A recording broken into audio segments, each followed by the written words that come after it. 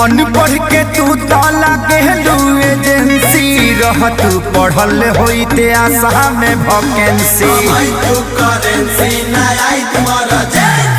भोक भोक बुतत रहे पढ़े घरे दियारा पिया बागे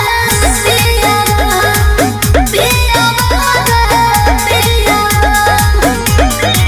तो गलती भइल तो से शादी कके का पैनी ई का कइनी बेच कापे किताब भोजा खा गइली राजा नहीं हर में ए राजा नहीं हर में कोनो चाबा गइली राजा नहीं हर में कोनो चाबा गइली। बाप रे बाप लागत कि अब हम डिप्रेशन में चल जाए। ठीक बा अकेले जाई हाँ जाते नहीं तो जाके देखी हाँ। अब बढ़िया जगह होई नु हाँ। तो हम आ ओजे हनीमून मनावल जी डिप्रेशन में घूम घाम के